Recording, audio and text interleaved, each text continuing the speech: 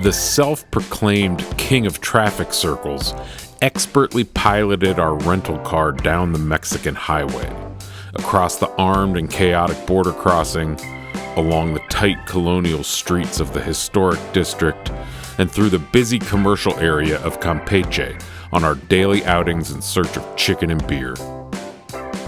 The favorable, though very early high tides shaped the rhythm of our days.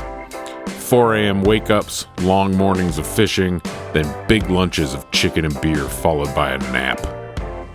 Our Airbnb was comfortable. It had decent air conditioning, a big kitchen, and an old freshwater cistern on the back patio. The house was likely built in the late 17th or early 18th century. It was pretty neat. Pollos Guerrero is the place we passed last year that inspired our interest in Campechano chicken shops. They only do rotisserie chicken, and the place looks awesome from the street, but I'm sorry to say that the chicken is just so-so. Pollos Julios is highly recommended.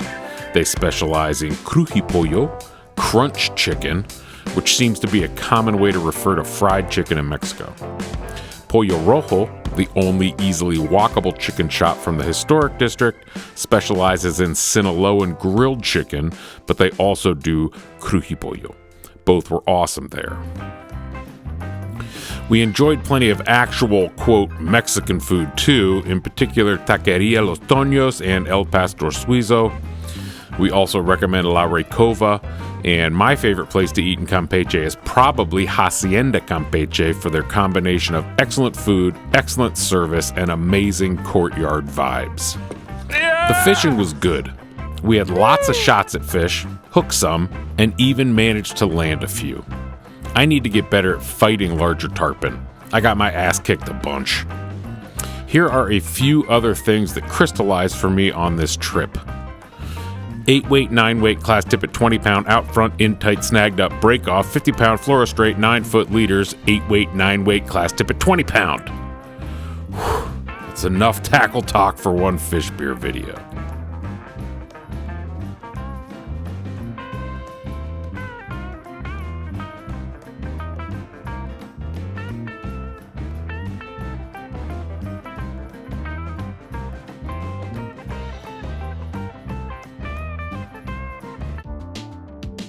We arrived on the flats of Isla Jaina in the dark. Tarpon were rolling here and there in the gray light of the morning. Gargantuan clouds began to take shape on the horizon in the west over the open ocean in the distance, pink and tall, like some sort of naval god waiting to come ashore to visit the necropolis. Thousands of Maya were buried on Isla Jaina, mostly between the 7th and 13th century CE. And it's often considered to be a purpose-built graveyard, though there is no consensus on this in the modern scholarship. Almost all of the graves contain small, naturalistic, finely detailed figurines that have come to be called hyena-style figurines. I was the gnomon. I stood on the casting deck while Nemeas pulled us directly into the rising sun.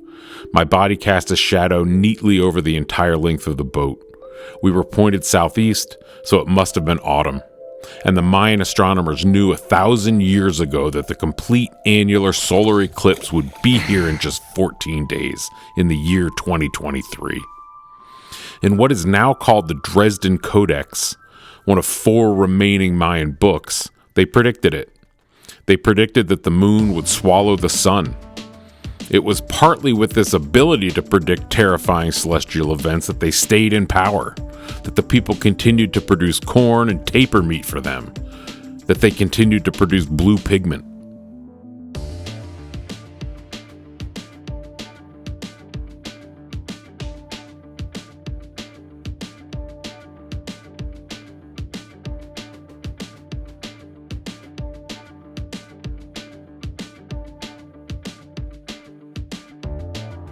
We were taking our siesta after a big lunch. A small lizard crawled into my bed and up onto my chest. It woke me up and told me to follow him to the cistern. The lizard said, "While I would prefer that you go into the well and I stay sleeping in your comfortable bed, It is not your job to go into the well, and it is not mine to sleep in a human bed. Please lift the cover on the well so that I may go." Groggy and confused, I said, "Okay." I opened the sliding doors from my bedroom to the patio, and the heat and humidity rushed in, my lungs filled with moist air. I stepped onto the coarse, shortcut tropical grass with my bare feet and followed the skittering lizard to the cistern. "Are you sure?" I asked him. He nodded his little lizard head slowly and solemnly. I shrugged and said, "Okay," and lifted the well cover. I placed it on the ground and said, "I'm sorry." I don't know why I apologized. This lizard seemed very confident, and it's not my fault he has to go into the well, and maybe it's even good for lizards in there. I don't know. I looked into the cistern and saw my reflection in the water. And as I stood up and turned around, the lizard had grown to the terrifying size of a man, and he said to me in a thunderous, deep voice, "You will take my place at the bottom. It will all be over soon." And he pushed me in. I fell into the darkness and screamed, but no sound came out. Instead of hitting the water, I found myself instantly in the sky, soaring quietly through clouds. I was able to discern all manner of people below. I was able to discern their private thoughts one by one. It was a mosaic of birth and murder, hunger and dread, love and jealousy. He broke me off. Broke me off.